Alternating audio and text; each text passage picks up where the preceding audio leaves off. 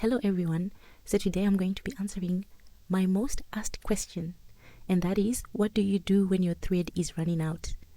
Now as you can see, my thread is about to finish, so I just try and bead till I know I can't bead anymore, and I also need to leave a little bit of thread, so this is what I have. I'm going to just load my thread with my last set of beads. One thing you must note is take note of your last point. So you can see my last color is green and my last point is between the green and the blue beads. And then what I'm going to do is I'm going to go back in and I'm going to go down along that path that I just pointed out. So I'm going in, back, like I'm backtracking, but I try not to go in a straight line. I try and go in a zigzag line. So if I go down some beads, I'm going to go up some beads. So I went down and then I tied my first knot, and then now I'm going up, and here I'm going to tie my second knot, and then I'm going to go down. I just do it this way until my thread is too small for me to do anything. So now I've gone down and I've tied my third and final knot, and now I can just cut the thread. So this is the path that I took: down, knot, up, knot, down, final knot, and then I cut my thread.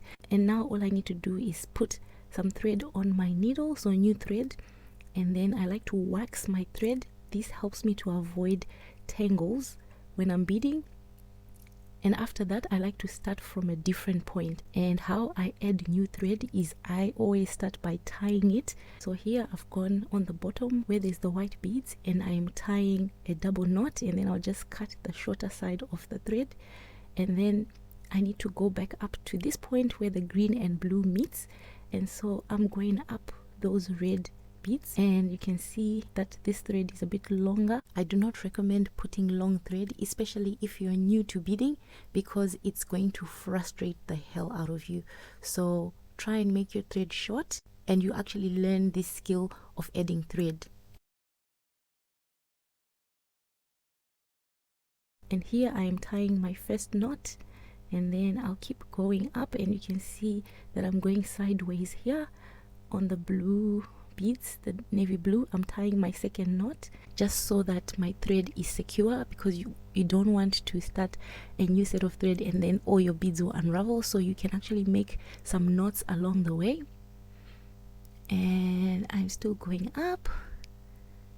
And the reason why I start off at a different point from where I finished off and cut the thread is I don't want the thread to be too thick and bulky. Mind you, these beads are very small. If they are bigger beads, at least you can go back and forth. But when you have really tiny beads like this, you try and minimize going through the same hole a couple of times. And now I've come to the top. I'm just gonna go down until I come back out on that green spot where my beads had ended. And so all I'm going to do is I'm going to continue as normal, and that is how you add new thread. And as I mentioned before, you can do this at any point of the necklace, and that also means you can add as many knots as possible.